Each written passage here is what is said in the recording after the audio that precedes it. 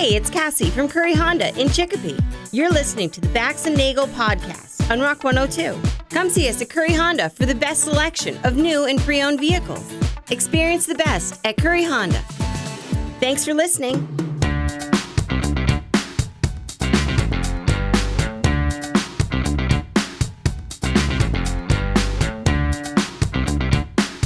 Rock 102, Springfield's Classic Rock. It's 5:33. And Poison with Bax and Nagle and Rock 102. It's going to be more crap today. Flood watch continues until about 8 o'clock tonight. Rainy, heavy at times. Localized flooding is possible. A high of 71. Tonight, that rain will continue with a low of 64. And then for tomorrow, overcast. Maybe some occasional showers, a high of 71. It's already 68 degrees right now in downtown Springfield. There's a very good chance that tomorrow night at the Shortstop in Westfield, there'll be a $20 dinner and a comedy show. Comedian Marty Caproni will be here to talk about that, maybe some other things too. You just never know. But he'll be joining us later on this morning, and a bunch of other stuff as well. Bax and Nagle on Rock 102. Hollywood Trash is brought to you by Western Mass Masons. Call them for all your foundation and chimney needs. Somehow you still care about what's happening in Hollywood. So, from Tinseltown, 3,000 miles away, it's Steve Nagle's Hollywood Trash. And, hang on. It's coming. Take your time. It's coming. Don't rush it. I'm getting there. I'm ready to... Oh, here we go. Los Angeles Chargers quarterback Justin Herbert and singer Madison Beer are engaged after Herbert proposed with a stunning diamond ring in an intimate outdoor setting. Ah, how romantic. Well, it clearly wasn't a Super Bowl ring. No. No, that's for sure. The couple, who have been dating for nearly a year, announced their engagement on social media, receiving congratulatory messages from the NFL and others. Beer's mother expressed her joy by the news, calling Herbert... Is it Herbert or Hebert? Herbert. Calling the man of her daughter's dreams. And the man of her parents' dreams, since he's making millions of dollars playing football. But he has no Super Bowl. He didn't propose with a Super Bowl. You don't need to win a Super Bowl to make millions of dollars a year as a quarterback. The engagement marks a rare glimpse into Herbert's personal life, and he's known for his successful NFL career with the Chargers. Is that what he's known for? Primarily, yes. I have no idea. Wow, these are some dark Hollywood stories going on this morning. Such as? Sex trafficking. Actor Jared Leto has been accused of criminal sexual conduct by 4 women, with a total of 10 women detailing their encounters with him in a new documentary. The allegation... Is it called the Leto Shuffle? Yeah, that would be fantastic if it was. Yeah, I don't know. He's accused of some pretty dark stuff. The allegations include sexual assault, threats of sexual assault, underage sex, grooming, and sexually explicit phone calls. The encounters reportedly took place between 2002 and 2016, when Leto was in his 30s and 40s. Leto, who has not responded to requests for comment, has been a prominent Hollywood figure since the 1990s and won an Academy Award in 2014. So, he's got some splaining to do. Yes, he does. Uh-huh. It'd be one thing if it were like one allegation, but you say it's 10? 10. 10. Yeah. That's a lot to answer to. Sony Pictures has released the new trailer for the upcoming film Jumanji Open World, the 3rd installment in the revived franchise. Haven't they learned their lesson? Hey, I don't know how many movies you can keep making out of the same thing. I mean, it's rarely happened where sequels just keep getting better and better. Police Academy comes to mind. But after that, I can't think of a single franchise that just improves over the years. Yeah, after Police Academy 3, that was it. That was it for me. No, I kept on going. I found good things in every film. Yeah, they made 6 movies out of that. I know. That's crazy. I know, and you would think that these people would have graduated from the Police Academy by that point, but they just stragglers. Well, the movie follows the core quartet of Dwayne Johnson, Kevin Hart, Jack Black, and Karen Gillan as they face chaos unleashed into the real world by the Jumanji game. Wow, that's a plot for a movie. No, if you played a game that you knew always ended badly, Would you still play the game, or would you put it on a table at the next tag sale? Probably at the next tag sale. That's what I would do. Also, I would do that. I would absolutely do that. Would anyone want to play a nice game of Chutes and Ladders instead? What about Operation or Mousetrap? Mousetrap. Oh, there That's you a go. Good name. I've played that game in real life before. That's a great one. On the 45th anniversary of Princess Diana's iconic wedding to Prince Charles, a recently uncovered letter from their honeymoon revealed a stark contrast to the fairy tale image. Diana described loneliness, bulimia, and anguish over Charles' relationship with Camilla Parker Bowles. Despite outward appearances of happiness, the honeymoon was marked by tension and emotional turmoil. The cracks that surfaced during this time ultimately led to their separation, divorce, and highlighting the lack of understanding between the couple. You know it's a terrible honeymoon when you've got time to write a letter to somebody. Yeah. I gotta tell you, on our honeymoon, there wasn't no time for writing notes, jotting notes down. I can tell you that. Well, she had plenty of time because he was with Camilla. Oh, yeah. I'm glad we got her married. I'm taking you to the Poconos for the weekend, Princess Diana. And I'm taking Camilla down the street to the Mount Airy Lodge. Diana, I'm going to go to the store to buy cigarettes. I'll be back in approximately 4.5 hours. Guy, you look at a guy like that, the only reason he had chicks was because he was the prince, right? That's, you know what? I blame the parents. Supergirl, three 2026 sci-fi movies that underperformed in theaters are now topping the iTunes movie chart. Steven Spielberg's Disclosure Day is currently #1 digital movie. Supergirl has climbed to #2, giving the DC film a strong second life after a disappointing theatrical run. And Star Wars, The Mandalorian, and Grogu sits at #3, continuing its rebound after becoming the lowest-grossing Star Wars movie at the box office. You know, that is not necessarily an indicator of a successful film, that, once it's available for streaming. It may be because people are so curious to see if it was as bad as they read about. Like the Supergirl movie. It's supposed to be terrible. Well, I wouldn't go to a movie theater and waste my money when I can, rent it on Apple for fractions of the cost. But, you got, a lot of kids' movies are usually top the charts for the actual theater movies. Yeah. It's like a Toy Story, that how popular that was, especially with Taylor Swift singing one of the songs, I guess, in the movie. You have a whole popularity of something like that. But are people just not going to the movies, like adults, because of the cost of how much these things are? It's hard to say. I mean, I can't remember the last time I, took my kids to the movies because, one, they're adults, they can make their own choices, and then two, it's freaking expensive. Yeah, it is. It's too much money. It's a lot of. It's like if you take a family of 4 out, you're talking at least $80 for the afternoon, and that's not including the $35 bucket of popcorn for everybody. It doesn't? No. Oh. Kim Kardashian had her signature skin-tight look at the recent Skims event that she was doing. She must have had something to say. Oh, my God. The last time I had anything this tight was when Ray J put the marshmallow in the pink piggy bank in that sex tape you can purchase on YouPorn for $39.95. Caitlin? You ever see somebody shoving marshmallows into a pink piggy bank? I can't say I have. I never got that done and dirty with your mother, Chris Kim, but I once stirred the bum pudding. We met for fudge eating at Clapham Common. Do you know where Clapham Common is? No, but I'll definitely GPS that. What are you trying to say? What I'm trying to say is we saddled back the brown wings and stemmed the rose on a fine afternoon in Hershey Park. If you know how to get there, right? I believe there's a certain highway that takes you right into town. Highway 69 town. Yes. Yeah, and that's your Hollywood trash on Rock 102. Oh.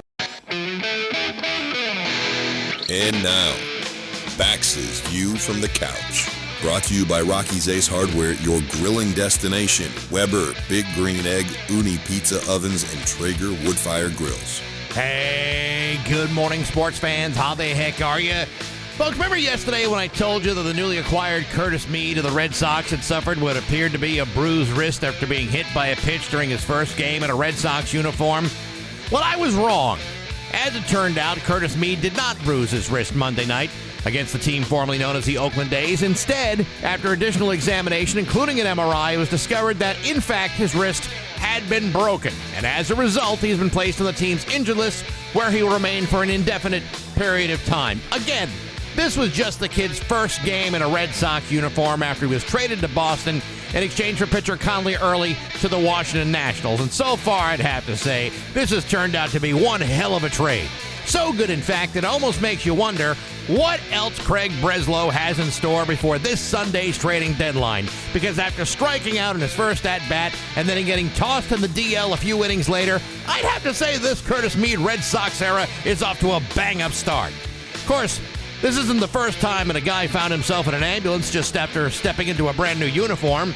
Sure, we all recall Aaron Rodgers' first game with the New York Jets, or Julius Randle's first game with the Lakers, or even Gordon Hayward with the Boston Celtics, where his leg was bent in several directions at his first day of work. And while that might have been great, had he been playing an incredibly competitive game of Twister, it was not so productive in making a good first impression for the Celtics.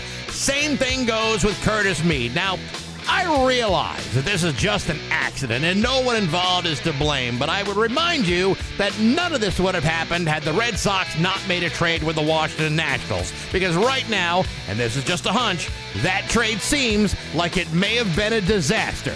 But of course, only time will tell. But hey, enough of my yapping. Sports brought to you by Rocky's Ace Hardware. Put a Blackstone in the backyard. A Blackstone Iron Forge for 4-burner outdoor griddle. Only $500 at Rocky's. 4 separate heating zones. You could practically cook everything for dinner right there on that Blackstone that you bought at your neighborhood Rocky's Ace Hardware. I'm Bax. That's my view from the couch. Trash is brought to you by Western Mass Masons. Call them for all your foundation and chimney needs. Somehow you still care about what's happening in Hollywood. So, from Tinseltown, 3,000 miles away, it's Steve Nagle's Hollywood Trash. And hang on, it's coming. Take your time. It's coming. Don't rush it. I'm getting there. I'm ready to. Oh, here we go. Los Angeles Chargers quarterback Justin Herbert and singer Madison Beer are engaged after Herbert proposed with a stunning diamond ring in an intimate outdoor setting. Ah, how romantic. Well, it clearly wasn't a Super Bowl ring. No. You know what I'm saying? No, that's for sure. The couple, who have been dating for nearly a year, announced their engagement on social media, receiving congratulatory messages from the NFL and others. Beer's mother expressed her joy by the news, calling Herbert... Is it Herbert or Hebert? Herbert. Calling the man of her daughter's dreams. And the man of her parents' dreams, since he's making millions of dollars playing football. But he has no Super Bowl. He didn't propose with a Super Bowl. You don't need to win a Super Bowl to make millions of dollars a year as a quarterback. The engagement marks a rare glimpse into Herbert's personal life, and he's known for his successful NFL career with the Chargers. Is that what he's known for? Primarily, yes. I have no idea. Wow, these are some dark Hollywood stories going on this morning. Such as? Sex trafficking. Actor Jared Leto has been accused of criminal sexual conduct by 4 women, with a total of 10 women detailing their encounters with him in a new documentary. The allegation... Is it called the Leto Shuffle? Yeah, that would be fantastic if it was. Yeah, I don't know. He's accused of some pretty dark stuff. The allegations include sexual assault, threats of sexual assault, underage sex, grooming, and sexually explicit phone calls. The encounters reportedly took place between 2002 and 2016, when Leto was in his 30s and 40s. Leto, who has not responded to requests for comment, has been a prominent Hollywood figure since the 1990s and won an Academy Award in 2014. So, he's got some splaining to do. Yes, he does. Uh-huh. It'd be one thing if it were like one allegation, but you say it's 10? 10. 10. Yeah. That's a lot to answer to. Sony Pictures has released the new trailer for the upcoming film Jumanji Open World, the 3rd installment in the revived franchise.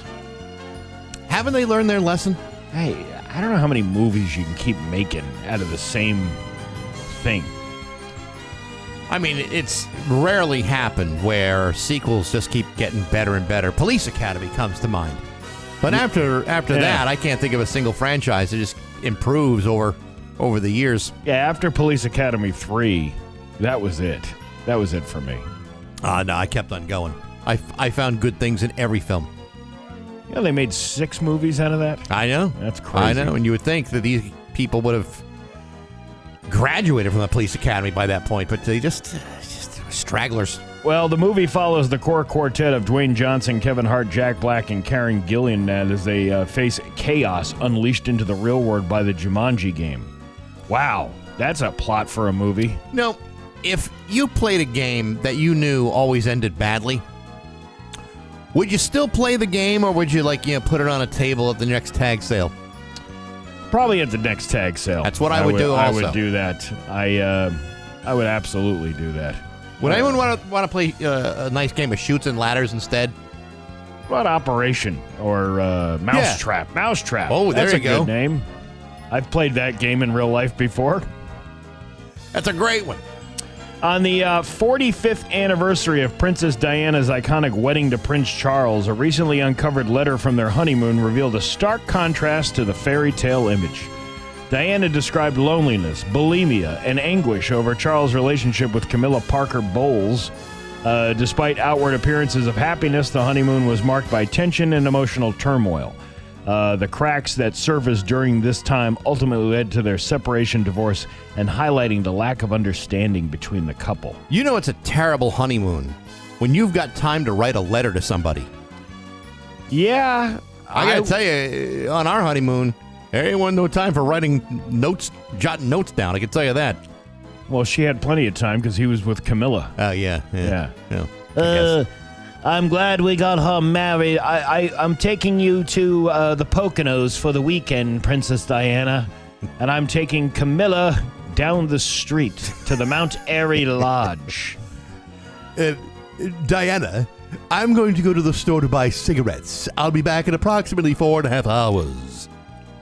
Guy, you look at a guy like that, the only reason he had chicks was because he was the prince, right? That's, you know what? I blame the parents. Supergirl, three 2026 sci-fi movies that underperformed in theaters are now topping the iTunes movie chart. Steven Spielberg's Disclosure Day is currently #1 digital movie. Supergirl has climbed to #2, giving the DC film a strong second life after a disappointing theatrical run. And Star Wars, The Mandalorian, and Grogu sits at #3, continuing its rebound after becoming the lowest-grossing Star Wars movie at the box office. You know, that is not necessarily an indicator of a successful film, that, once it's available for streaming. It may be because people are so curious to see if it was as bad as they read about. Like the Supergirl movie. It's supposed to be terrible.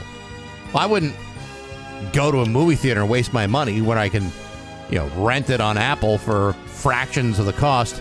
But, you got, a lot of kids' movies are usually top the charts for the actual theater movies. Yeah. It's like a Toy Story, that how popular that was, especially with Taylor Swift singing one of the songs, I guess, in the movie. You have a whole popularity of something like that. But are people just not going to the movies, like adults, because of the cost of how much these things are? It's hard to say. I mean, I can't remember the last time I, took my kids to the movies because, one, they're adults, they can make their own choices, and then two, it's freaking expensive. Yeah, it is. It's too much money. It's a lot of. It's like if you take a family of 4 out, you're talking at least $80 for the afternoon, and that's not including the $35 bucket of popcorn for everybody. It doesn't? No. Oh. Kim Kardashian had her signature skin-tight look at the recent Skims event that she was doing. She must have had something to say. Oh, my God. The last time I had anything this tight was when Ray J put the marshmallow in the pink piggy bank in that sex tape you can purchase on YouPorn for $39.95. Caitlin? You ever see somebody shoving marshmallows into a pink piggy bank? I can't say I have. I never got that done and dirty with your mother, Chris Kim, but I once stirred the bum pudding. We met for fudge eating at Clapham Common. Do you know where Clapham Common is? No, but I'll definitely GPS that. What are you trying to say? What I'm trying to say is we saddled back the brown wings and stemmed the rose on a fine afternoon. in Hershey Park. If you know how to get there, right? I believe there's a certain highway that takes you right into town. Highway 69 town. Yes. And that's your Hollywood trash on Rock 102. Oh, very cool. Yes, very, very cool. You ready to laugh? Yes. Let's laugh. It's Bax and Nagle's Joke of the Day I'm funny how? I mean funny like I'm a clown, I amuse you, on Rock 102, I make you laugh. Springfield's classic rock. So a man goes to see his rabbi. Right. He stated in a very serious tone, Rabbi, there's something terrible is happening. I need to talk to you about it. And the rabbi goes, what's wrong? And the man says, my wife is poisoning me. And the rabbi, very surprised by this, says, how can that be? And the man pleaded, I'm telling you, I'm certain she's poisoning me. What should I do? And the rabbi then said, tell you what, let me talk to her. I'll see what I can find out. I'll let you know. A week later, the rabbi called the man and said, well, I met with your wife. We talked for 3 hours. And the man anxiously replies, yeah. And the rabbi says, you want my advice? And again, the man goes, yeah. And the rabbi goes, take the poison. Yeah, She won't shut up. for 3 hours. 3 hours he's on the phone with this lady, and he's like, take the poison. Yippity, yip, yip, yip. Bax and Nagle in the morning on Rock 102. 632, Bax and Nagle on Rock 102. It's time for news brought to you by Aquapump, an expert in all water supply systems from the well to the pump and into the house. Here's local radio icon Steve Nagle. Thanks, Bax. 2 people have been arrested after a search warrant at an Enfield home uncovered 3 firearms, narcotics, and more than 50 animals. Some cats and rats and elephants, as sure as you were born. But no unicorn. Really? But yeah, including an illegally possessed capuchin monkey. Is that how you say it? Yeah. Capuchin. That's a monkey. That's how you pronounce it. The warrant was executed on Tuesday at a residence located on Abbey Road. Ooh, very Beatles-like. Good record. In connection with a robbery investigation in Wethersfield that took place last year. The Enfield and Wethersfield police departments were assisted by the Capital Regional Emergency Services Team and the SWAT team in this investigation. A search of the home uncovered unsafe living conditions associated with a large number of animals that were inside the residence. Police were shocked to find 34 dogs, 17 exotic birds, and 1 capuchin monkey. You know, I'm not the landlord. I don't know the landlord. I'd never landlorded property before, but there ain't no way in hell this couple's getting the security deposit back.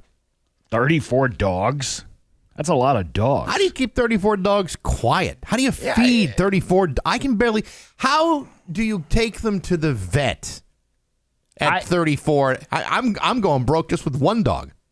And, yeah, you would think that somebody would have complained, like a neighbor. Hey, there's a lot of dogs barking over there at that house. Am I crazy or am I hearing a lot of capuchin monkey noises in the next apartment? No, it's only 1 capuchin monkey, and he's paying rent, and he's doing well. He's using that apartment as a home office. He's got a job at MassMutual. Well, not now. They just laid off 50 monkeys. He was, yeah, he wasn't part of that. He wasn't part of that round. He's still an executive. Oh, I see. I see. Several agencies responded to assist on scene, which included CT Deep, the State Connecticut of Animal Control Officer, the Enfield Fire Department, the North Central District Health Department, and the Enfield Building Inspector. Remember we've said that if you're in the drug trade, and even the Steve Nagle College of Criminal Knowledge has said this before, if you're in the illegal drug trade, the best thing to do is to not draw attention to yourself. So if that's the case, why would you have 35 dogs in your house? That's screaming, somebody call the cops and arrest me. This could be part of, we don't even know. I'm just speculating. Speculation. I mean, it could be part of like a dog ring, I don't know what kind of dogs they were or whatever. I'm just assuming that. Well, I mean, again, if you're involved in drugs, having a petting zoo in your apartment is probably not a good idea. Well, I don't know. It works for Granville Scoop over in Granville with the, you buy an ice cream and you can pet a goat. Like, what other place can you do that? Yeah, but you can't buy illegal narcotics at that place. But you know what? Maybe these folks were starting an initiative going, hey, you know what? the regular the drug circus that comes to town here, it never really has any displays or animals to do. We're going to combine both. We're going to have a petting zoo and a drug den in the same place. And if you can get ammunition, too. It's like a one-stop shop. So let me get this straight. These are more like comfort animals for your customers. Yes, yeah. Listen, the anxiety. I know you think every time you come over here, the DEA is going to bust down the door. Relax. Pet the goat. Have a cuddle session with one of the puppies. Yeah. I can see some guy knocking on your door. It's a special code. 3 knocks, 2 knocks, 2 knocks, and a third. And then he opens the door and said, "Hey man, I'm nervous. I'm peeking. I think the heat's been following me. Oh my God, look at that puppy. Look at the golden retriever. How cute is he? Look at him. He is just adorable. He's an angel." Oh man. No, but seriously, can I have my drugs? Yeah, but then the problem is everybody wants to hang out there. They're like, "Oh, you want to go to the puppy drug house? Let's go to the puppy drug house." The puppy drug mill. You can get piles of Coke and a Bichon. That means two things. I'm going to get my Bichon on somehow. Yeah. One person was taken to the hospital after firefighters were called to a 3-vehicle crash on Page Boulevard Tuesday afternoon. According to the Springfield Fire Department, crews were dispatched around 3:30 p.m. To 1393 Page Boulevard for a 3-vehicle crash. Fire officials said one occupant had to be extricated from the vehicle before being brought to a local hospital for treatment of minor injuries. Photos shared by the department show significant damage to multiple vehicles at the scene as firefighters worked to assist those involved. I thought this was Boston Road again. Nope, Page Boulevard. You're talking about yesterday, we were talking about the multiple vehicle crashes over the weekend on Boston Road. And I believe somebody got killed in one of those accidents on a scooter. I think a guy unfortunately lost his life. And then they're talking to like the local business owners. I think it was Western Mass News who was interviewing these people. And I totally forgot about this. The guy's like, we've had everything. People, like, they don't slow down on this road. And we've had the car hanging upside down in the McDonald's drive-thru. Do you remember that? Like, it was, I don't know if it was last year. Yes, I do. Where you saw the car hanging from the McDonald's overhang that says the height. Yeah. Well, Page Boulevard is kind of the same thing. Yeah. I think Page Boulevard, in certain areas of it, people even drive faster than they do on Boston Road. I mean, I've seen some people drive like they're out of their minds at Page Boulevard. At the same time, I've seen a bunch of teenagers riding their bicycles on doing wheelies in the middle of Page Boulevard like nothing possibly could happen to them. 2 fatalities on Boston Road over the week. I know. That's crazy. It is. But people do. You're right. I think Page Boulevard is another one of these like racing strips that people use. Which is crazy because there's parts of Page Boulevard that are kind of like, densely populated. They're kind of winding in some areas. It's not a great place to be speeding. A Connecticut man is facing multiple charges after allegedly leading police on a chase from Enfield, which resulted in a crash from Springfield, injuring a pedestrian and striking another vehicle. According to East Longmeadow Police Chief Mark Williams, officers were notified by Enfield Police at 5:24 p.m. on Friday that a vehicle had fled officers in a Connecticut attempted a traffic stop. With assistance from the Enfield Police, East Longmeadow officers located the vehicle near John Street and Mapleshade Avenue. An East Longmeadow officer attempted to stop the vehicle, but the driver refused to pull over and fled on North Main Street. I wonder if he saw Pat Kelly standing out there at the Rotary as he was driving by. I don't know. I mean, Mapleshade and that. I mean, that's probably on the other side. Well, I don't know. I mean, he was standing out there for a while. Maybe at some point the chase went by Pat Man.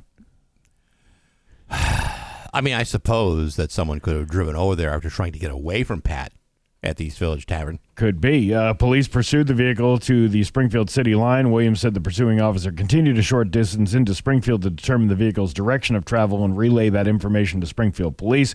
A short time later, the officer came upon the crash scene. According to Williams, the suspect vehicle first struck another vehicle stopped at a traffic light at White and Belmont before hitting a pedestrian who was crossing the street nearby. East Longmeadow officers provided medical care to the pedestrian before the victim was taken to a hospital with a head injury. The pedestrian has since been released. Police arrested 56-year-old Curly Young of Hartford. Hey, Mo! Hey, Mo, check this out. Look at the grouse! Williams said Young was hospitalized over the weekend for what he claimed were minor injuries sustained in the crash. I think I got a noggin on my head. Young is charged by the East Longmeadow Police with failure to stop, negligent operation of a motor vehicle, and other vehicle-related offenses. It was not immediately clear whether Young also faces charges from other law enforcement agencies as the investigation remains ongoing. Now, is resisting arrest part of this? Because he didn't, like, drop to the ground and start, moving his legs and turning around in a circle on the floor? Yeah, I think he did. He do that? Yeah, he poked the other guy in the eyes. Right. Yeah. It was... The only way to calm him down was to give him a piece of cheese. But whatever you say, don't mention Niagara Falls. It was bananas. I bet it was. Yeah. They should turn these into shorts and then play them on TV. The Adventures of Curly. Hey, Mo, we had to go bail Curly out of jail. Officials at Holyoke are asking to put an end to a case against a former city councilor accused of violating the state's conflict of interest law. Tuesday, a public hearing was held to present a motion for summary decision in the case of former Holyoke city councilor David Bartley. The State Ethics Commission Enforcement Division has alleged that Bartley violated the conflict of interest law by acting as a private attorney in, quote, direct and substantial interest matters for Holyoke and failing to complete mandated ethics training. The motion will now be evaluated before the next steps are taken. The state is seeking a total penalty of $18,000 for the alleged violations. I'll tell you what, that's crazy. Meanwhile, is that other guy still voting? That Wilmer Puelmo, whatever his name is? The guy who fled to Russia? I don't think he's I think they a voting member anymore. I think they got rid of him. I believe they did, yes. Yeah. It took a while, though. Yes, but this is probably for the best. And you know what? Now that we got that guy out of our sights, we're focusing on the attorney. Now give us your $18,000 and shut your mouth. Your Pioneer Valley forecast today is going to be rainy, heavy at times. There's a flood watch is in effect until 8 o'clock tonight and a high of 68. Tomorrow, cloudy with a high of 72. It is 68 right now in downtown Springfield. I'm Steve Nagle, and that's the news on Rock 102. Oh, yeah. Rock 102, Springfield's Classic Rock at 6:51.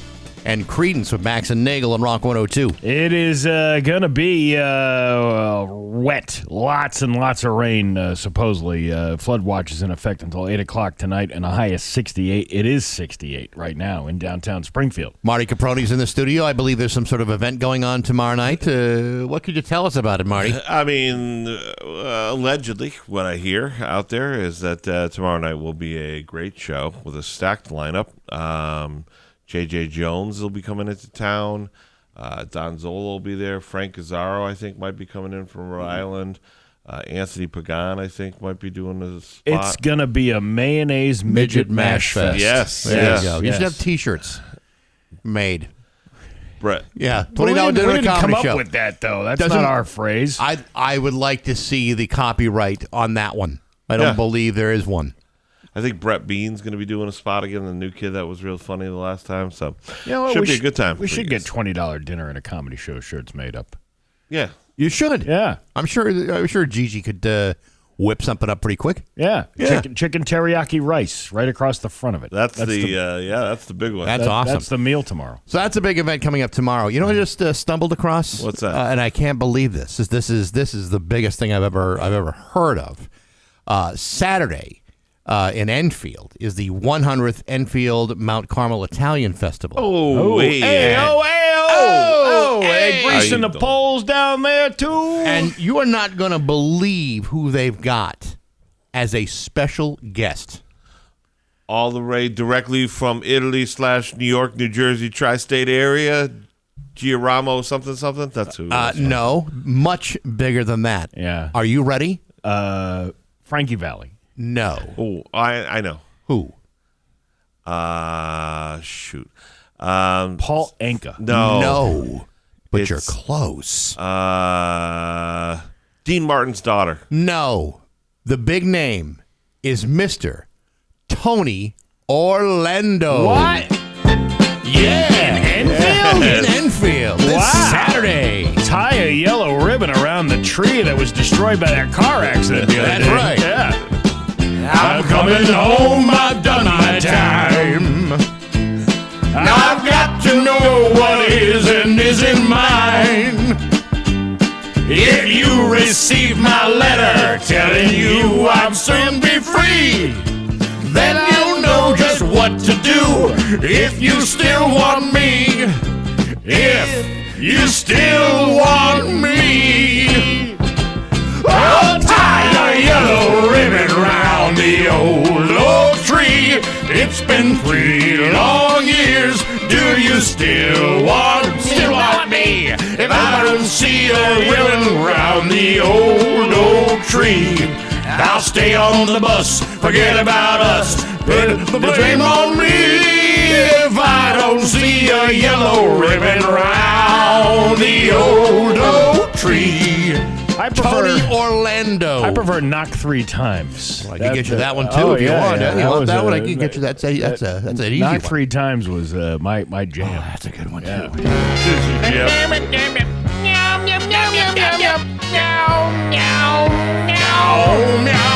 Hey girl, what you doing down there? Dancing alone every night while I live right above you. I can hear the music playing. I can feel your body swaying. 1 floor below me, you don't even know me. I love you. Oh, my darling, knock 3 times on the ceiling if you want me. Twice on the pipe if the answer is no. Oh, my sweetness means you'll meet me in the hallway. Twice on the pipe means you ain't gonna show. Oh, man. In Enfield. You're telling me in Enfield. Enfield, Connecticut. How they snagged a big, gigantic star like Tony Orlando defies logic and understanding. I have no idea. Fantastic. So somehow a $20 dinner and a comedy show seems like a dream now compared to It this. seems small and almost Yeah. insignificant, but Tony Orlando comes busting through. Or Enfield, Connecticut. Tony Orlando will be doing a spot. I didn't want to announce it, but he'll be doing 5. I feel, as you know, I'm Italian. I love these type of Italian events, but I feel like I don't need to go now. I saw a whole concert right here in the morning. Listen, Tony Orlando inspires me to be at the top of my game. How old is Tony Orlando? He's got to be 80-something years old now. I mean, look that up. I'm Yeah. sure he is. Gotta be. That song's like 80 years old. No, it's That not. song's that old. 50, 60 years old. Tony Orlando is, and I quote, exactly 82. Yeah, 82. 82, and still Yeah. bringing it to the table. 82. Can you imagine? My dad didn't know his name at 82.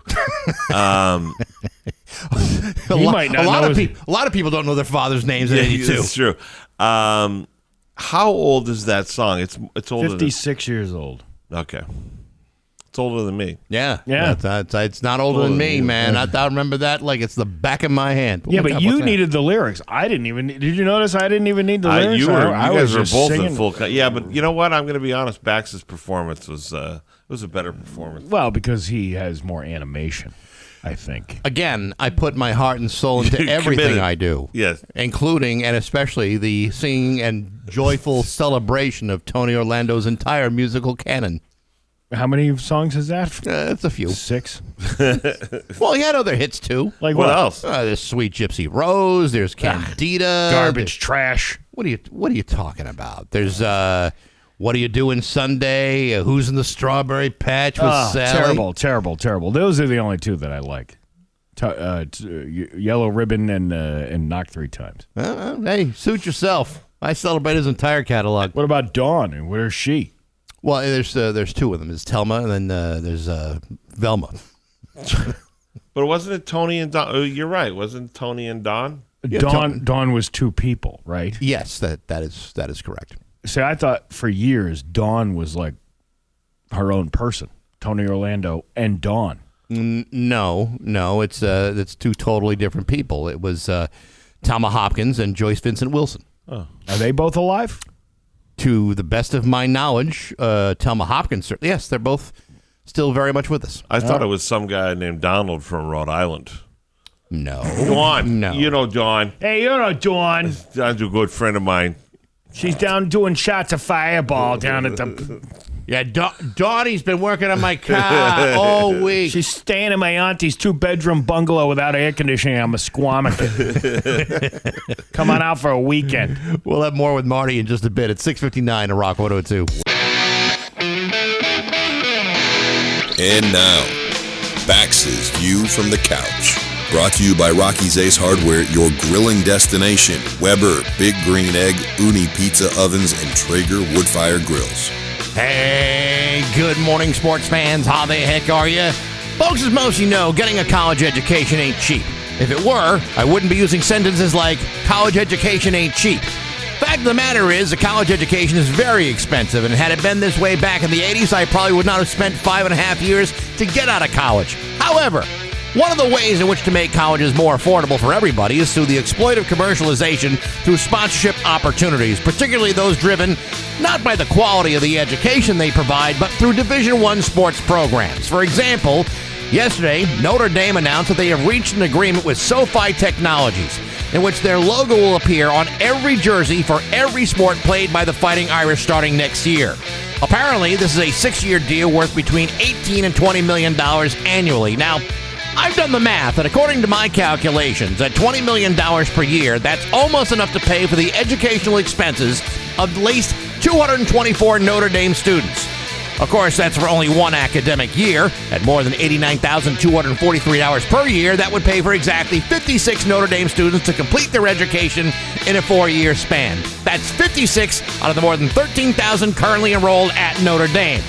But of course, I think it's safe to say that none of those 56 students will receive any of this money any more than the students at Ohio State will feel after they announced a similar deal with J.P. Morgan Chase yesterday at nearly $17 million per year. At $64,487 a year to attend, that would pay for the educational expenses of 65 students at Ohio State University. That's 65 out of a total enrollment of 67,255 undergraduates. I'm sure the parents involved will be thrilled to hear that their second mortgages and personal loans will be slightly less financially crushing with all that extra cash flowing around all those two campuses. Money that those 80,000 families combined will never see or be able to recover. In other words, go Buckeyes! But hey, enough of my yapping. Sports brought to you by Rocky's Ace Hardware. Ego battery-powered string trimmer and handheld blower kit, $50 off at Rocky's. The Ego battery-powered hedge trimmer, $50 off at Rocky's. The Ego battery-powered misting fan, $50 off at Rocky's, and they all take the same Ego battery. Instant Ego battery-powered $50 savings with your Ace Rewards card right now at your neighborhood Rocky's Ace Hardware. I'm Bax. That's my view from the couch. Rock 102, Springfield's classic rock. Rock 102, Springfield's classic rock. It's 7-11 and Queen with Bax and Nagle on Rock 102. Oh, man, I really want to go buy a BMW now or a Mercedes-Benz. Sure. Yeah, anyway. Hey, sorry, we were a little distracted. It's going to rain today. Heavy at times. Flood watch in effect until 8 o'clock tonight, and the high is 68. It is 68 right now in downtown Springfield. Marty Caproni is in the studio. There's a $20 dinner and a comedy show happening tomorrow night at the Shortstop in Westfield. Am I getting all those details right? You got all the details right. Nabil's pulling all the stops. See, they're doing teriyaki chicken and rice, which is a fan favorite. And there's a stacked lineup because I'll be at Comics Mohegan all weekend with Jesse May Peluso. So we stacked the deck over at Shortstop, so it should be good. Yeah, because I can't pick up the slop, so I gotta have a full lineup of people. Of course. Yeah. Well, but yeah, I mean, it shouldn't all be on your broad shoulders. I'm just there to collect the $20. That is at the door. That is not true. Okay. I tried to make it easy as I could for Steve, so he doesn't have to worry about anything. Mike the Lawn Guy, I believe, is going to host, right? Yeah, Mike. He's hosting? He's hosting the show. He actually did. He hosted the French Club down in the French Club down in Vernon, Connecticut. And he did an amazing job down there. And then I guess he was with Marty last weekend. I gave him a shot in his first real comedy club. And how did he do? He did great. He really did a great job. You know what? I think that's fantastic. I mean, here's a guy who has waited until he's very, very old to start doing this, and then now he's taking it seriously. I don't think it's distracting him from his lawn care service at all. I think he can still edge trim and probably thatch your lawn and still write material in his head. You know what it is? He's old enough that he approaches things the right way. He approaches it like he's prepared, insanely prepared. Yep. He's also got great energy. He's just a really outgoing guy. Yeah. You can't teach that to some people. Some people are really super funny, but you have to explain to them, like, hey, you need to generate fake enthusiasm sometimes when you're hosting. You can't just go up and be like, hey, everybody, thanks for coming out. This is awesome. We're going to start some I've jokes. never witnessed that in my entire life. I mean, I feel like we have. I feel like we definitely have. Oh yeah, no, I've seen that myself. Yeah. So he hosted for me on Friday. He did great. Knocked it out of the park. It was a 2-man show too. So he did like 17, 18 minutes. I did an hour. Wow. And 10. That's good. And then Saturday we had Moose Marcelino hosted, and Zach Mack came out. My boy Zach, got him out of the house. He's a new dad, so he got out of the house. He did great. I also I mentioned this to Steve yesterday. I saw what's coming up at the Agawam Cinema next month too. Also going to be that's going to be huge, and people should go on their website and get tickets for that. That's Rodney Norman, who is fantastic and has 2 million followers on social media. So we're hoping that one's definitely sells out. I don't believe there's 2 million seats in that theater though. No, there's 225, something like that. So if we could just what is that? 1%? Is that less than 1%? 1.1% of that 1%? Is that what that works out to be? I don't know the math. But it's only 0.5% of that. Whatever it is, I'm sure you'll get a good crowd. But Rodney's great, so we're going to have him there, and that's super awesome. Those people are great, the Agawam Cinemas people. They were just saying they're wrapping up Moana. They're going to be into Spider-Man 3, I think. That'll be a popular one. So, it's going to be funny because, I don't know what we're going to do. When Rodney comes to town, we're going to have to put him in a Spider-Man suit or whatever. So I think he'd do it. He would totally probably would totally do it. Well, I haven't been able to go see a movie in forever. go there. Don't go to the big, giant thing. That's what I'm saying. I was just about to say that's a great place to go see a movie because you don't have to deal with, the traffic and the crowds at the big giant theaters and and you can buy. They have like moderately priced concessions there. Yeah. And, they're reason. It's if you're gonna go see a movie, it's a reasonable place to go see one. And if you have kids, it's kind of gives you like a way to tell the kids like, yeah, this is what movies used to be. You didn't need a massage chair and all the BS that they have now that no one needs. Yeah, massage chairs? Where? Some of the other movie theaters. Yeah, you don't need that. You don't need the extras. Who needs that crap? I saw a massage chair in the airport the other day. I've seen that. Yeah. Who's getting the massage chair? I was picking up my daughter, and I'm waiting by the baggage claim. Yeah. Who's getting the massage chair at the baggage claim? Well, if you got like a long wait, well, actually, you don't really go to baggage claim during the layover. I mean, to me, the bigger question mark is who feels comfortable having a gross. You see the people in the airport. You don't want to sit in a chair that the people in the airport are sitting in all sweaty and gross coming off their flight. There's no machine giving rub and tugs at the end of the massage. It's not like... Oh, but if there were... yeah. Ooh, there's business idea. Hello, Shark Tank. You're sitting in front of what's his name? Mark Cuban. Mark Cuban. Hey, Mark, I got this great idea. We're doing the automatic rub and tugs in a massage chair. I will buy 69% of that country. Hey, oh. But yeah, I was like, who the hell is getting a massage chair at the end of the airport? It's not like this thing is in the terminal where you're waiting for a plane and you got a 2-hour delay. In the concourse, it makes sense. You know, if you're on like a long layover, you're tired of sitting in those uncomfortable chairs. Sometimes a massage feels good. Yeah, Mr. Cuban, would you prefer to buy an interest in our business, the Handy Hut massage chair? Handy Hut. I like that. Yeah. It's like a finger private. hut. It's a private massage chair. Just goes around, you know. I like that. You sell them on Finger Hut. Remember Finger Hut? I do. Handy Hut on the Finger Hut. What's Finger Hut? Finger Hut was wasn't it like a catalog of crap you could buy? It was something like that. It was like you remember the old Sky Mall magazines in the airplanes where you go and you get what? I'm old. You got to take me back. If you're talking catalog purchases, you got to take me back to service merchandise. I think it was kind of like that. You remember that? Yeah, I do. Yeah. You got a huge phone book full of stuff, and then you'd buy it, and then you'd have to wait at the end of a conveyor belt. Actually, I believe Finger Hut was like one of them Ponzi scheme type things because I believe my sister tried to sell, like she was a representative back in the 80s to sell the Finger Hut items. What? Your sister's a Finger Hut My sister was a Finger Hut representative. Oh! Yes, she was. Yeah. They closed in 2025, so they lasted almost 78 years. Wow. Finger Hut? Finger Hut. Wow. Yeah, I'm looking at it now in the Wikipedias. I'll tell you what. You get everything from dish towels to tools to all kinds of great stuff. Finger Hut. The Finger Hut. Now you got This Is Why I'm Broke. We've talked about that website. That's a cool before. website. That is a really...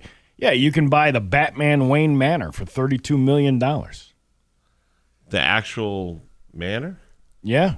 They got all kinds of stuff on this website that only the stupidly rich could ever possibly afford. Like, super yachts and stuff like that. But they're smart because then they sell quirky items that are reasonably priced.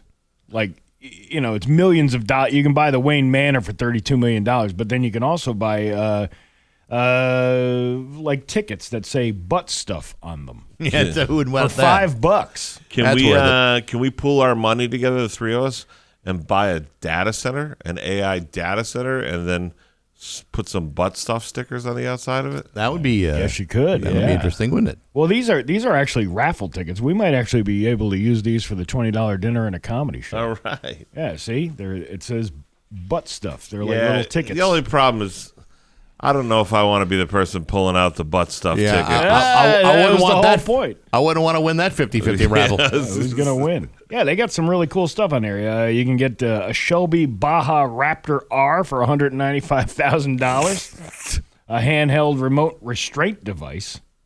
What's that? It's the Bola Wrap 100 is a remote restraint device that shoots out an 8-foot Bola-style tether at 640 feet per second and wraps around an assailant's legs and ankles 1 to 3 times in order to stop them dead in their tracks. I feel like that's got to be illegal. I don't know. You can buy it. Check it out. Great if you always have a dog getting off the leash.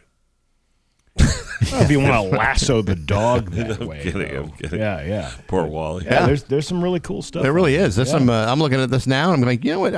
There's some stuff that I would almost consider buying. My wife would hate it, but I would consider it.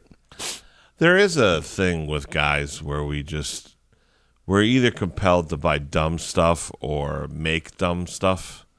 I watched a video the other day of these grown men like us, who decided they were making a potato cannon. Right. And they were having a contest making the potato cannons. And my daughter's like, what are you watching? That's so stupid. And I was like, to you it is. But to me and 3 of my friends, I could totally see us doing this. You know? Well, it's like that. That soccer player from Norway.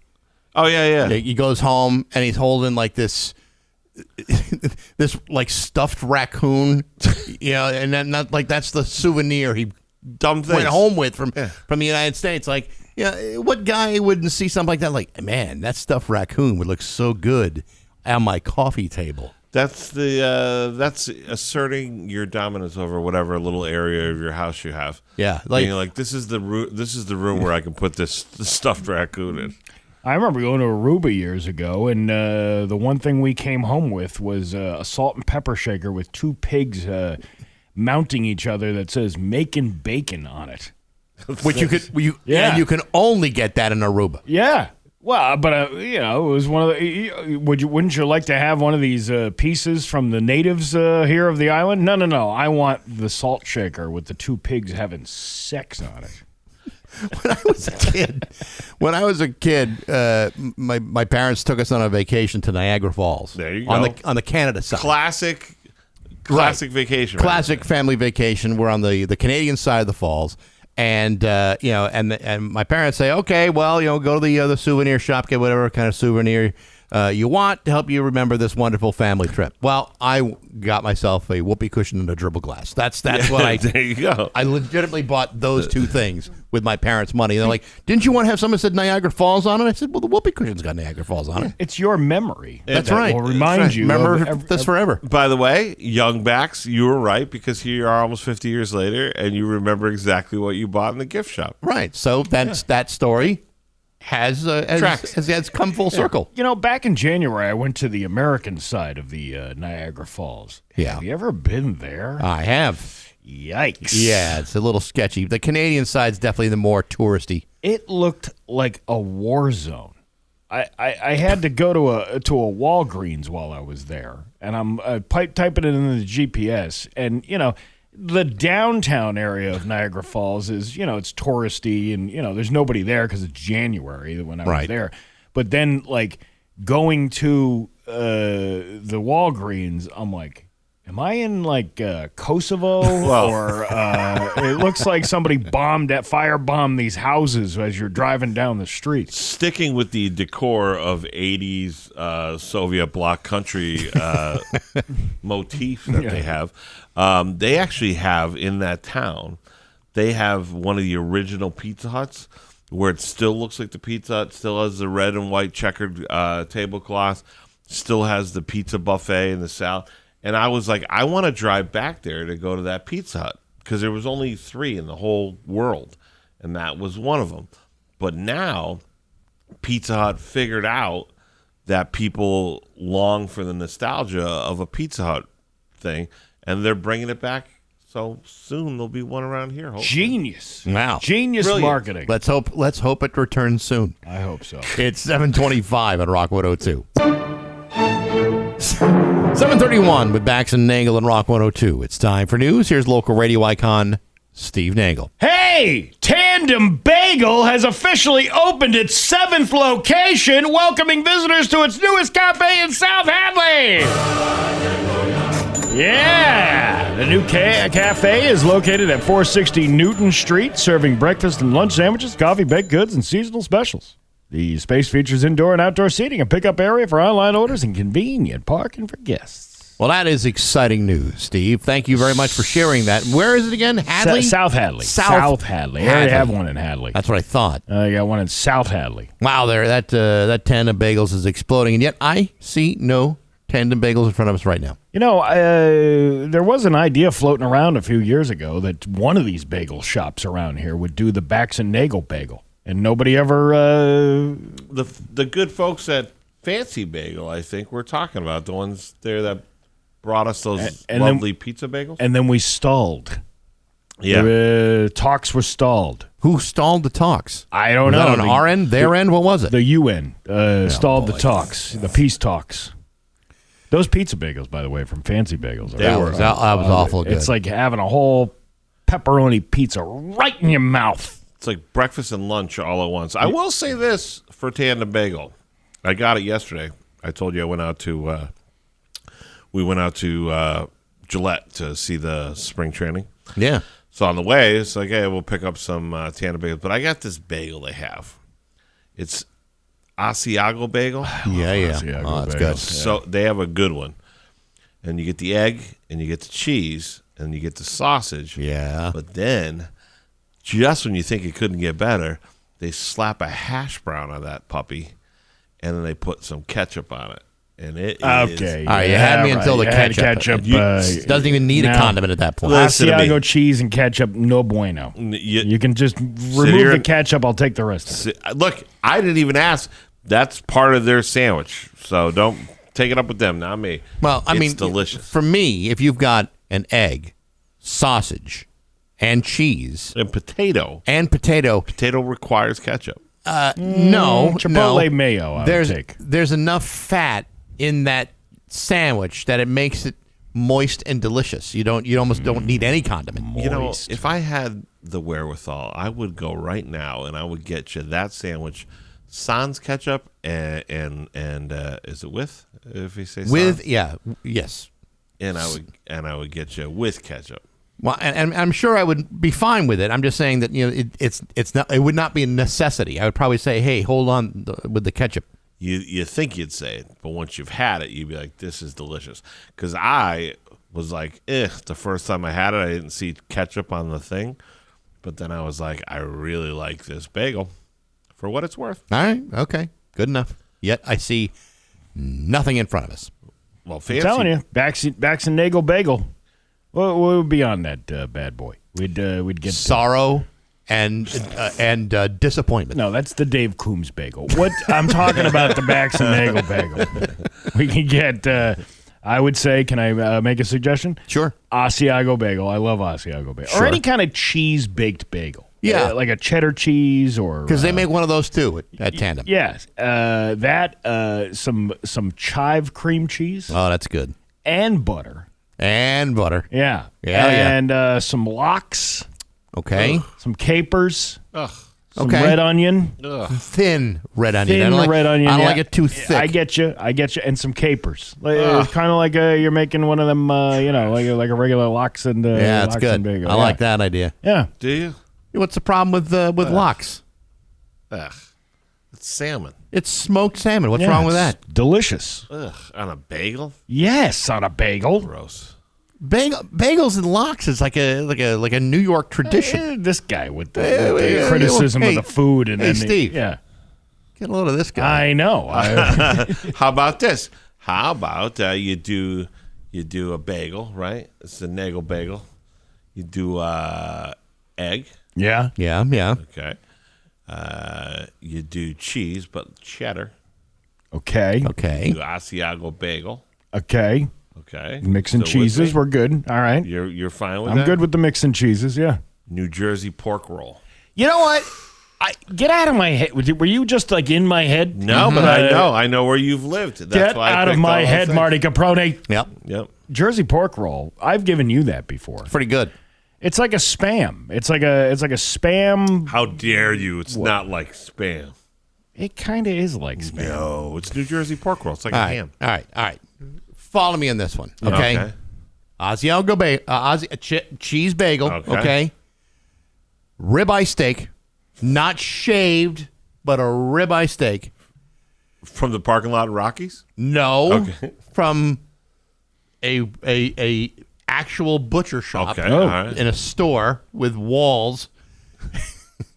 Pernil with the cracklins on top. Pernil. Yes, and a very Isn't that the thing in between your butt and... no. That's a perineum, Oh, and it's not nearly as delicious.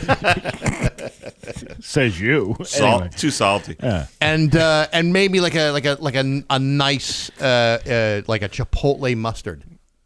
Okay. All right. All right. I'm down. So it's got like all four of your major food groups: hard, soft, cold, and hot. I kind of like it. I'm drinking the sake. Yeah, there you go. Yeah. I got one. What do you got? Okay. All right. Bagel. Yeah. All right. We do a bagel on like a rye. Do they have rye bagels? Sure we do. Okay. We do like a rye bagel. Okay. We do egg. Uh-huh. We do Swiss cheese. Right. We do a slab of corned beef. Mm-hmm. And we do a little bit of sauerkraut on the top. And a little bit of just a spread of Thousand Island dressing. So it's a Reuben. It's a Reuben bagel. Yeah. It's a regal. All right, Reuben. I like a good little Reuben. little heavy for the Or a morning. boobin or a regal. Little heavy, though. You think that's a little heavy? Yeah. I could eat a Reuben for breakfast. Sure. A whole Reuben for breakfast? Well, if I can't finish it, I'll have the second half for my second breakfast. By the way, somebody said that was from the H&H bagel right after Kramer got called back to work after the strike ended. No bagel, no bagel, no bagel, no bagel, no bagel, no bagel. Well, how much you getting paid? $6.25 an hour. I believe that's the current minimum wage. Well, now you know who to thank for that. Pork roll on a bagel with a slat of pepper. The ketchup. I can't do ketchup on a pork roll. It's ham. You ever try it? I with wouldn't the hash try. brown. You got to have the hash brown with it. Yeah, but no ketchup on it. No, the ketchup. No. Yeah, I don't know. The dryness of the hash brown is balanced with the ketchup and the taste. Marty has a food palate of an 8-year-old. How dare you? How dare? First of all, you're rubber, I'm glue. Whatever you say bounces up me in 16. No, there's a very mature approach to Thank you. that argument. Well, you had a problem with me putting tomato on my North Shore three-way over the weekend. How dare you? What are you talking about? It was you got to have a little you got a little vegetables on there. You're doing It's it too much meat. You did it just to aggravate me. My comment to you was, you've got a three-way and you put tomato on it, but yet you can't stand ketchup on anything. I don't understand you. Ketchup and tomato are even though it's derived from the same vegetable, it is a different consistency. Ketchup has corn syrup and sugar and everything else inside of it. A tomato is just a tomato. Bax. Yeah. Do you agree with me on this? Well, I mean, Who puts a slice of tomato on the roast? What kind of jerk puts a slice of tomato on jerk who wants TikTok clout? So, I mean, I understand where he's going. Anyone with any reasonable sense of sensibility would never have put a tomato on a North Shore three-way. However, he got what he got out of it. He wanted to inflame people, not just because he put the tomato in the sandwich, but because he was in Lowell. No, or I was told not. people he was in Lowell. Yeah, well, they all recognized that anybody from there would be like, that ain't a freaking Lowell. Tomato on a three-way? The hell is wrong with you? Well, so that would be a modified four-way. Yeah. So it's not really a three-way because you didn't sacrifice the other parts of the three-way. Yeah, you brought a fourth to the party. No, I didn't get the cheese on it. I got the tomato instead of the cheese. No, so you really do need the cheese. Oh, my God. What kind of cheese? It's usually like an American. Yeah, it's usually like an American. But they had several cheese choices. You could get provolone, you could get cheddar, you could get whatever. Provolone's good. Doesn't really melt quite the same, but nevertheless. You do American, and then you do the James River barbecue sauce, and then you do a slathering of mayo. That's a three-way. On the onion roll. Right. Yes. Mm-hmm. And yet, for whatever reason, I don't know why that sandwich is just stuck in the North Shore. Why has no one brought that out west? And by west, I mean an hour and a half away. I saw somewhere that they're doing the North Shore three-way, and it was like somewhere bizarre, like Florida or New York or somewhere like that, and they were crushing it because it's a good sandwich. Yeah. It's like the hamburger. That was a New Haven thing, right? Louis' Lunch? Yeah. And then everyone was like, this is a really good sandwich. They weren't like, this is only a New Haven burger. They were like, this is a good sandwich for everywhere. Well, what was the ones I used to get in Florida was because a lot of people migrate to Florida, retirement people, all that, or they come from different parts of the country and descend on Florida. This Tony Chicago roast beef in Venice, Florida. The guy, he total from the south side of Chicago, had the big peppers. They do peppers on peppers but the whole sandwich is like almost a stale piece of bread, but they dip the entire thing in au jus, giving it its softness. It is so good. This reminds me that we should do something. We should have a contest. Okay. We just got to get a deli to say, okay, where the three of us each make a sandwich, and then we see which sandwich outsells the other sandwich. And then that business will feature that sandwich. Right. Yeah. Well, I mean, that means a deli would have to commit to making 3 sandwiches, and they probably don't want to do something like that. But I mean, it's worth a shot. I mean, delis make dozens. Sandwiches are the same, right? It takes someone creative to reinvent a sandwich. It's been a while since you've seen a new sandwich come out. The last big sandwich to hit the sandwich stage, I hate to say it, is chicken bacon ranch or turkey bacon ranch, right? Yeah, I guess so. Yeah. Right. We the three of us can't do better than that. We can come up with something better than that. By the way, somebody said this morning, do you actually have any news this morning? No, this is dare as you. close as it's going to get. What do you want? The drug house with 35 dogs in it? No, I'd much rather talk about sandwiches. Well, I mean, we could talk about the city council meeting. Who cares? There's news in the food truck world. What's the news on the food truck? You remember they were going to do that whole restriction on the food trucks in Springfield? Yeah. A new ordinance that would restrict food truck freedoms in the city has been put on pause by the Springfield City Council. During Monday's meeting, the council voted to pause the ordinance for the next 120 days. The ordinance includes limiting operating hours for food trucks, a limit of the amount of trucks allowed on a single property, and specific distances trucks must be away from brick-and-mortar restaurants, residential properties, and fuel dispensers. Now these rules won't be enforced until November. Well, at least it's after the main food truck season, I guess. You know, this is like one of those things where they made a mistake, but they can't fully admit they made a mistake. No, they're saying we want to talk with the owners of the trucks and the neighbors to find a middle ground for this whole thing. That's dumb. A middle ground would have been talking to the people before you made put a the law. rules in Right, that would place. have been the smart thing, the fair thing to do to all those business owners. They're also looking at lowering the distance requirement to 200 feet and letting state trucks open until midnight.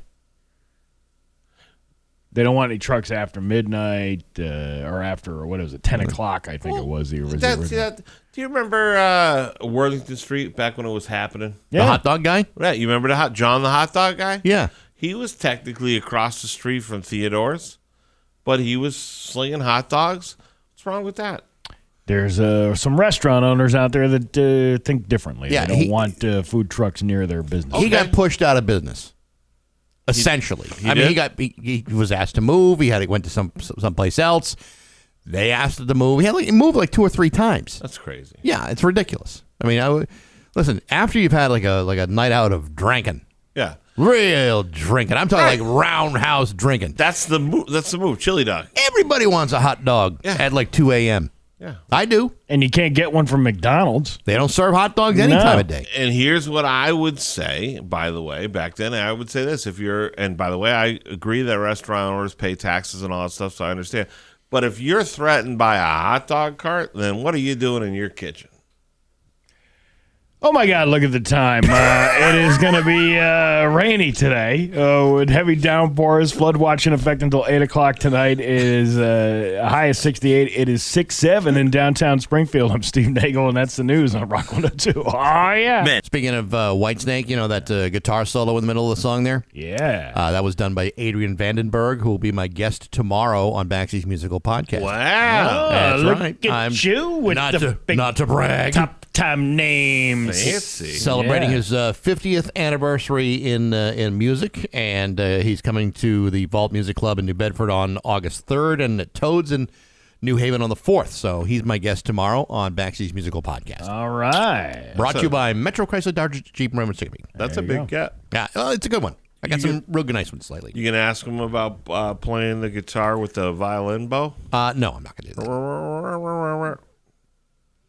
The interview's already happened. You see, I can't go back and ask questions after it was. Wait, you pre-record these? These things aren't live? No, they're not, What? Steve. It's a podcast. They're recorded and then posted and available for for the rest of time. Can you add so in much- my sound effects of? Yeah, I still have time to do that. at least. I haven't felt this much distrust since you told me about Natalie Norris.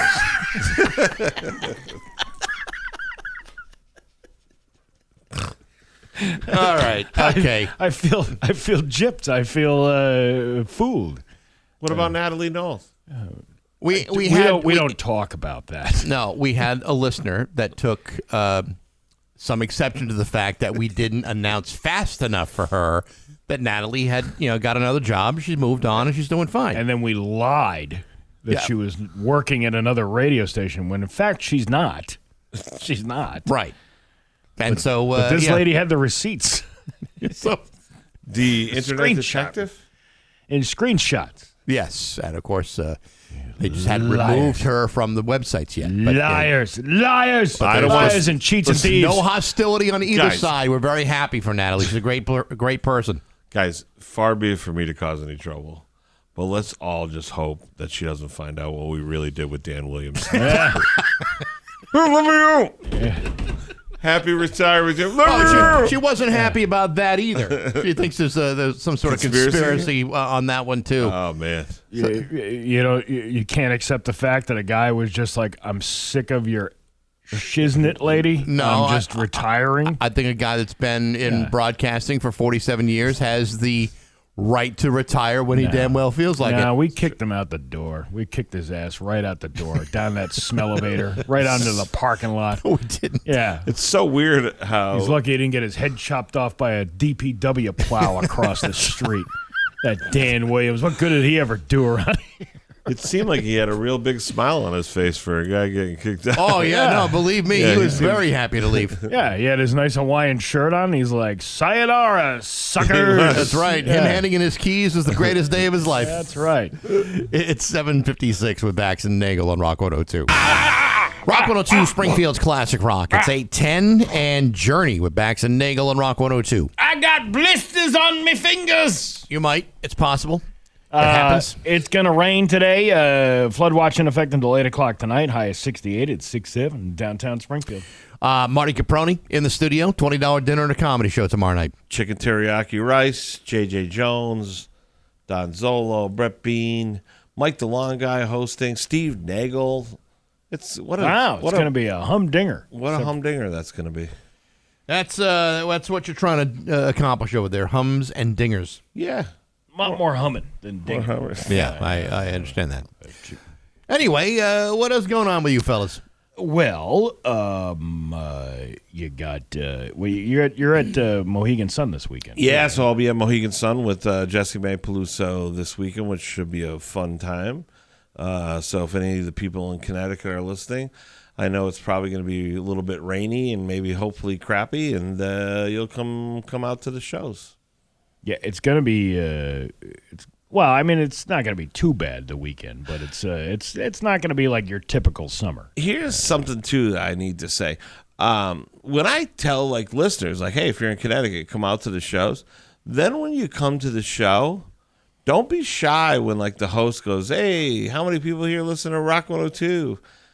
Because Mike the Long Guy did that. I felt bad for him. He's open for him. He goes. I go, you could tell him you're on Rock 102. He goes, how many people here listen to Rock 102? Dead silence. Poor Mike the Long Guy is spiraling out. He's like, well, I guess, I call sometimes. So it was really an awkward start, but he did great. But then after the show, every person comes up to me. Oh, God, I love listening to you guys in the air. Oh, you guys are so fun. It's because people don't want to make noise. Yeah, I was like, why didn't you guys clap when he asked, Yeah, people just don't want to, Yeah. Well, sometimes you don't want to draw attention to yourself, but the reason you're at a comedy club is because you lost your shirt gambling in the casino. Well, look at all the people who never want to sit up front because they feel they're going to be picked on. The reality is you're not going to be picked on unless you start some crap with the comic on stage. Usually, yeah. Well, what, Saturday night, my childhood best friend, we grew up next to each other. We lived together after college and everything. My buddy Jeff, him and his wife and another couple came out, and they sat kind of in the front but to the right-hand side. Right. I was on stage about 3 minutes, and I recognized Sarah, his wife, out of the corner of my eye, but it was it wasn't like a pack. Even that place packs is 80 people or 60 people. It's like a small room. But I'll tell you, for the rest of my set, I couldn't even look at them. It was a weird thing because it was too intimate. You know what I'm saying? Yeah. Well, oftentimes you don't really want to know who's in the crowd. Sometimes it affects you in a negative way. Right. You start making a force field around people or whatever. Mm-hmm. But I will say, when the listeners come out, they're great. They'll come up after the show and be like, we're a listener. But yeah, make sure you come up. Make sure you say hi. And if someone asks, clap. It's fine. Yeah, you don't have to be shy. Right. Participate. Yeah. A little participation. The people who come on Thursdays now, we keep getting like a bunch of new people that keep coming through. And Steve and I are sitting right there taking tickets and stuff. And they were like, oh, you guys are the guys. We're like, yeah, what do you expect?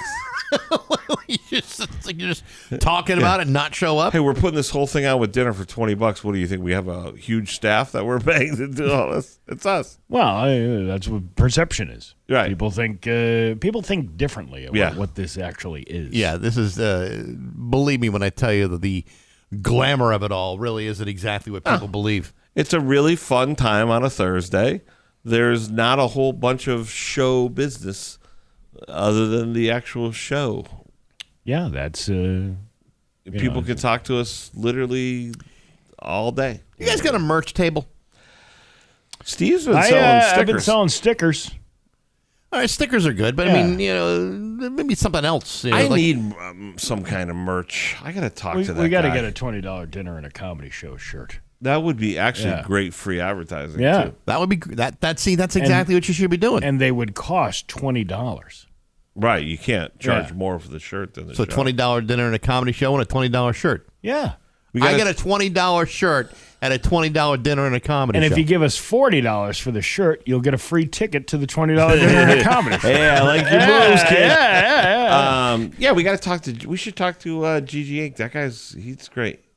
Or you got Fitz to a T up there in Northampton. He does a pretty good job. He did all those shirts. I got to come up with something too for me, to sell.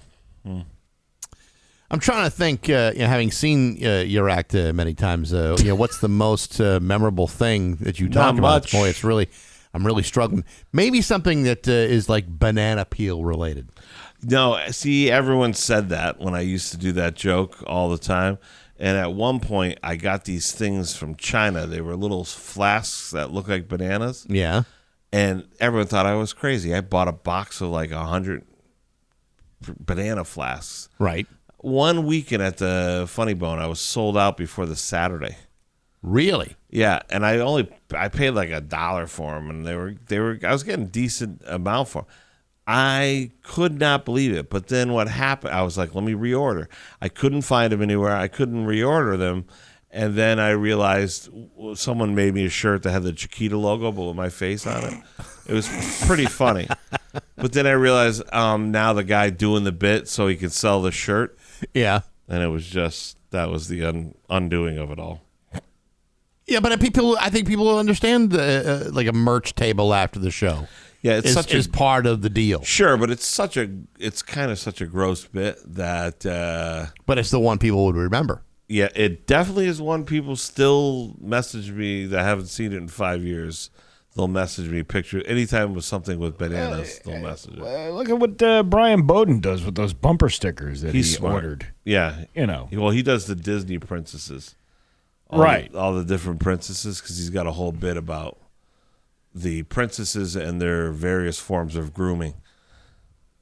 And what was there was another bit that he did about he ordered Subway. But the IllinoisCockburn.com, that was the yeah. It's about roosters. Yeah. It's and it was one of these things that he does the bit, and then he probably sold like 50 of those stickers the last time he was there at the shortstop. He does. He just throws them on the table. Yeah. And he goes, hey, put in what you want to put in into the bucket. And sometimes he makes more on his stickers than he makes on a show. Yeah. I'm telling you, you guys are sitting on a I don't want to say a gold mine, but you're sitting on like a nickel mine. Well, you could be really dragging in some cash. I sold $3 worth of, oh my God, look at the time stickers last week. Did you? Yeah. Really? $3. Hey, every little bit counts. You know what though? I haven't made it like a thing. I forget to mention it. We put a bucket by the utensils. Yeah. Saying if you want to buy one of these stickers or whatever like that. But we didn't really promote it. So maybe we can promote it. Promote it. See, I think you guys have to. Listen, the $20 dinner at a comedy show sells itself. Yeah. You don't have something that says I bought a $20 T-shirt at a $20 dinner at a comedy show. I mean, I think you're leaving money on the table. We did have a guy. Remember the guy who made us the glasses? He gave it to us at the Rick's thing. Yeah. Yeah. That was really nice. Him. Those are like. We should do something similar to that. Some kind of merch. Yeah, we should do some kind. I mean, you've been doing it long enough now where it just makes sense to do something. I got a sign from a guy. The guy, there was another guy that gave me a sign. It's he does it like, I don't know if it's like laser or whatever on a piece of wood. Like, oh, that's cool. Yeah, it says etching. "I love coming tonight," which is it's a special mineral that you can only find in Cummington, Massachusetts, and it's called Cummingtonite. Sure, it is. Yeah. It is. No, it is. Yeah. You can look it up on Wikipedia. It's the actual thing. Yeah. Is that is coming tonight? It's a mineral. There was a guy here that came in. He used to, I think he's passed away now, but it was years ago. He used to come in and promote the Mineral and Rock Show at the Big E. And he'd come in and he'd talk about minerals and rocks and told us about this mineral that was native to Cummington, Massachusetts, and they have named it Cummingtonite. Well, there's also Goshenite. Just so you know. That doesn't really roll off the tongue. Yeah, it doesn't. It doesn't have the dual meaning. Goshen, true, but Goshen has its own mineral. There's A also lot of places that have their own mineral, but it doesn't have the same connotation as There's also comedic spin that Cummingtonite would have. There's also Chickabeeite, and it's pretty great. What is that, a crack rock or what? Yeah, it's you can only find it on the side of Memorial Drive. That's a mineral. Yeah. You can only find it on the side of Memorial Drive. The lot lizards over at the Dairy King at the truck stop. I'm having a coffee table made of Cummingtonite. Who wants some of my A sample of my Cummingtonite. Yeah, Who would like that? I was trying to be diplomatic about Well, it. I'm trying to be diplomatic too, honey. But yeah, there's that was that specific mineral. I never forgot that. I actually have. I have a shirt that says that. Yeah, I love Cummingtonite, and the guy made the sign. I love Cummingtonite. Does it say like right on your chest? Yeah. Oh, that's nice. Yeah. I mean, there's other places in the shirt you can put it. On your back. You can put it there, right? Oh, sure. Yeah. Just put a little bullseye right on that shirt. What do you Now say? we're talking. Yeah. You got a little face mask too, if you want. You know what I'm saying? Right. Is that the? Okay. Okay. It's 8:21 and Rock 102.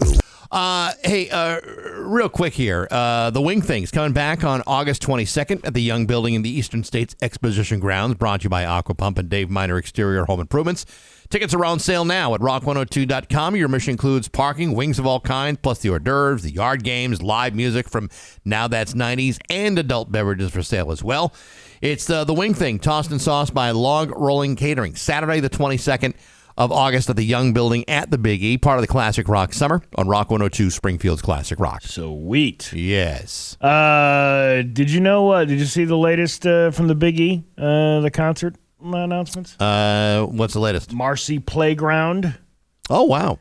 Heavy metal band Fozzy, and singer-songwriter Gail and the Funky Dogs Brass Band. All right. Okay. Okay. All going to be on the Court of Honor stage this year. That's fantastic. Yeah. Gail and the Funky Dogs? Are you telling me, Marty, Mr. Music Man, Mr. Expert and everything, doesn't know what did I say your name was? And the Funky Dogs? Yeah. I've never heard of. God, you're so out of touch. Well, Marcy Playground had a Sex had a and hit. Candy. Sex and Candy. That was a great song. Yeah, see that, Steve? See that? I do know music. You need one. You didn't know Gail and whatever did I say they were? The Funky Yeah, you didn't know them. Dogs. Yeah. Well, I mean, listen, maybe this is a great opportunity for you to learn a little bit more about their music by going to the show. I can't wait to get my chubby checker on, that's for sure. Yeah. We got a fista. Come on, let's fist again. All right, you know what? Oh, my God, look at the time. It's 8:30. News is next on Rock 102. A request to hire the council tied to a proposed $100,000 appropriation connected to the New North Citizens Council and other related organizations. City Council Justin Hurst previously accused City Clerk Gladys Oyola Lopez of failing to disclose the conflict of interest connected to a grant. The City Law Department pushed to move the discussion into executive session, warning it could impact an individual's reputation. The law department didn't name anyone on the record, but Hearst argued against it, saying the public deserved to hear the discussion. I told you before when they came and put this item on the agenda, they consented to us having a discussion about every issue related to that item as a body. So no, you don't get to hide and run for cover now, he said. After a debate, counselors took a roll call, and item 37 failed, meaning outside counsel was not approved. Now, apparently, there's a little bit of heat between these two, and the stories came out over the weekend about someone's intimidating this person, the other side's intimidating the other. Oh boy! Can't we all just get along? Can't we just let sleeping dogs lie and move on with all of our bitterness and hostility? Local politic drama. Ayola Lopez's attorney shared a statement with Western Mass News calling Hearst allegations retaliatory. He pointed out that Ayola Lopez served as a witness and mandatory reporter involving Hearst conduct during the 2023 election. Remember that $10 fish sandwich fiasco? Yes. Oh, yeah. Yeah. So she was, this is what he's upset about. He was the guy or she was? She was she served as a witness and a mandatory reporter following the incident. A mandatory sandwich reporter? Yeah. No. I mean, she had to report any impropriety with the election. Oh, yeah. And since, there was allegations that, perhaps there were people who were offering $10 in a fish sandwich for your votes, or at least for a ride to the voting stations. I mean, these things happen. I know a better deal than that is a $20 dinner and a comedy show every Thursday night at the Shortstop. It would be kind of nice, they say, like if you had like an election day special, like election week special. Yeah. If you lower the price from $20 dinner at a comedy show to $10 and a fish sandwich at a comedy show. We don't want to cheapen up the deal. No. It's like a one-time deal. It's like a BOGO almost. Well, maybe we can talk to the powers that be. $20, you get 2 fish sandwiches. Whoa. There you go. And they're filet of fishes. They're from down the street. Oh yeah, I mean you shouldn't have to break his back doing fish sandwiches. The shortstop. His name is Nabil Hanoush, not Arthur Treacher. For God's sakes, we can't make fish sandwiches left and right like that. But Nabil will treat you to a great deal. Yes, he will. He did last week. Yeah, we had burgers and dogs last week. And, really good burgers. Was it potato salad or was it macaroni? What was it? It was some kind I forget, some kind of thing. But the burger was really the star of the show. All right, good. Juice, and he had those giant hot dogs. Those big quarter pounders. Oh, really? Yeah. And we went like through that. so much ketchup. Or third pounder, whatever the big one We went is. through 3 things of ketchup. Just saying. Well, people love their ketchup. That's right. That's okay. That's right. Americans. John Hatfield has resigned from the board of directors at Team Inc., a Derby, Connecticut-based nonprofit, effective immediately, the organization announced over the weekend. For what? What happened? The board accepted Hatfield's resignation. Team Inc. said its governance and operations continue without interruption and that the organization will have no further comment on the matter. His resignation follows an incident at a Hartford Yard Goats game at Duncan Park Stadium on July 11th. According to Hartford police reports, Hatfield and Orange Police Sergeant Frank Koches were removed from the stadium by officers after stadium security reported a disturbance. The police also indicate a stadium employee reported overhearing Hatfield make inappropriate comments towards a group of juveniles inside the team store. The incident was investigated by Hartford police. Hatfield was charged with disorderly conduct and first-degree criminal trespass. He was released on promise to appear. His next court date is July 31st in Hartford Superior Court. This incident, though, this was an Orange police sergeant and his companion. That guy was the companion. Okay. Were arrested at a Hartford Yard Goats game on Saturday, one for pushing a Hartford police sergeant, the other for allegedly making sexual comments to juveniles, according to arrest reports. Sergeant Frank Koches was at a Hartford Yard Goats game with a companion identified as 40-year-old John Hatfield when Hartford police were called to the Main Street and Pleasant Street entrance gate for a breach of peace incident around 8 p.m. A female team store employee told officers that Hatfield, Koch's companion, was standing near the store with a group of juveniles when he made comments saying he would, quote, bang them, which the employee understood to mean he would engage in some kind of nefarious activity with the juveniles. The employee said one juvenile silently whispered, "Help me." Hatfield, Koch's companion, then entered the team store and made inappropriate sexual comments about a juvenile employee who was about 15 or 16 years old. The employee then notified stadium security, who then contacted police. Stadium security asked both men to leave. Koch's refused and repeatedly told officers he was a police sergeant and then became confrontational, shouting at the officers. Officers noted an overwhelming odor of alcohol on Koch's breath, slurred speech and unsteady footing consistent with intoxication. I'm not going anywhere. Is that a quote? I'm not moving. Yes, it is a quote. Koch has repeatedly identified himself to officers saying, I'm a police sergeant at Orange Police Department. Arrest reports also revealed that Koch has approached officers on several occasions, stuck his finger in another officer's face, and touched the officer's chest. That is when things got wild. Do you think it's just because the band's not on tour anymore? What are you talking about? You said it was James Hetfield, right? No.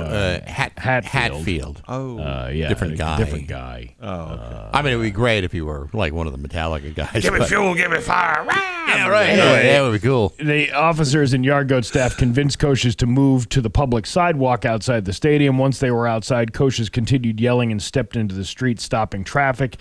He was brought back to the sidewalk where he was approached by Hartford Police Sergeant Gashi, identified himself as a sergeant, and then pushed Sergeant Gashi in the chest. Gashi placed Koshis under arrest. Officers grabbed Koshis armed and guided him towards the stadium wall. He then actively resisted by placing his left foot against the wall and pushing away. They lifted his leg to keep him off balance and secured him in handcuffs, and then he was then, arrested and taken into custody. That sounds like a good afternoon at a Hartford Yard Goats game. What do they serve there? Hey, you know what? It might not be what they serve there.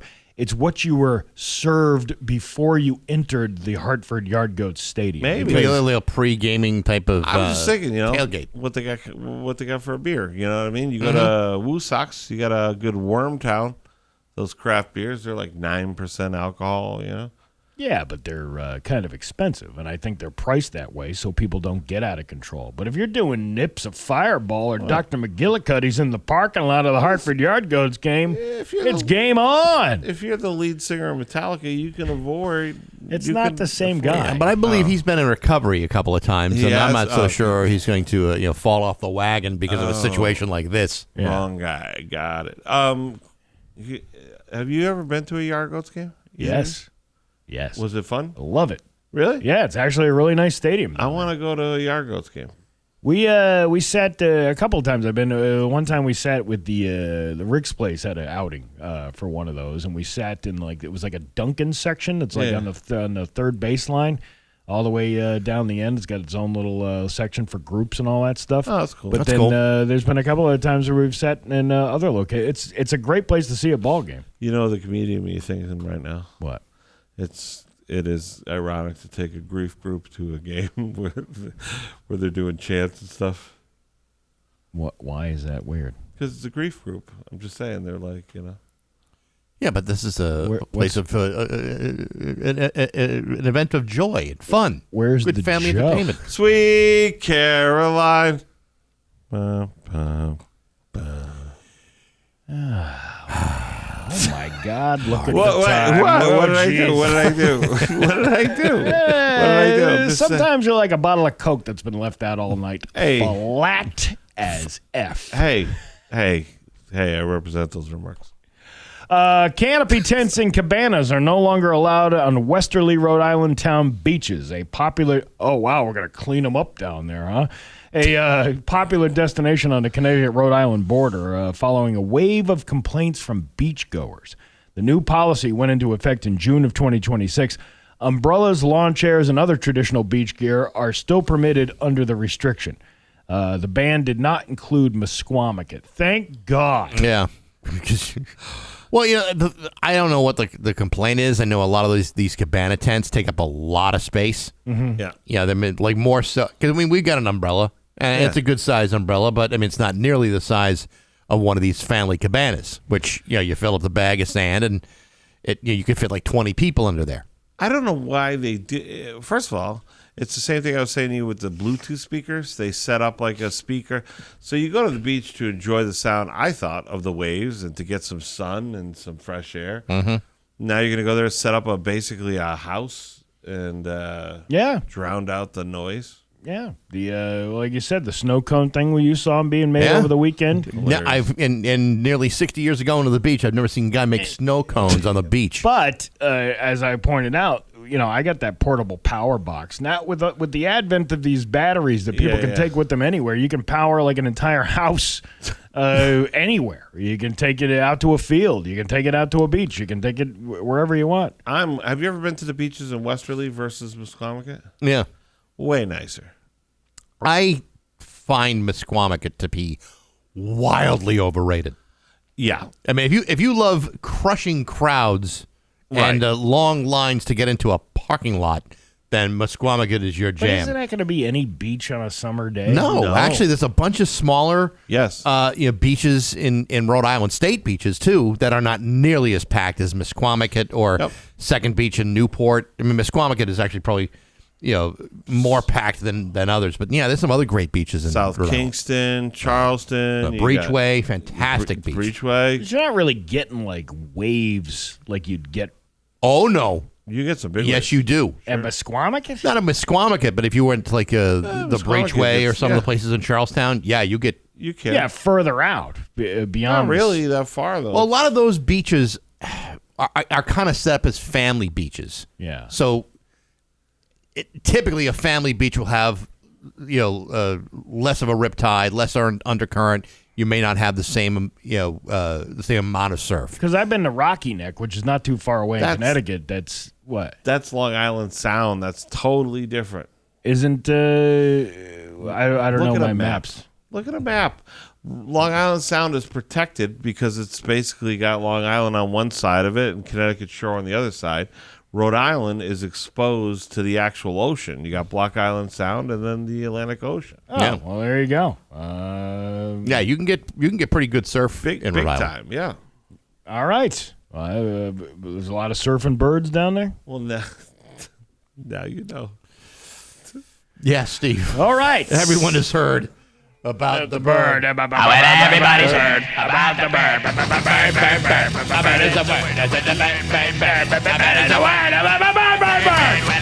It's going to be rainy today with a high of 68. Flood watch in effect until 8 o'clock tonight. Tomorrow, cloudy with some rain showers, 72. It's 6-7 in downtown Springfield. I'm Steve Nagle, and that's the news on Rock 102. Ah, yeah.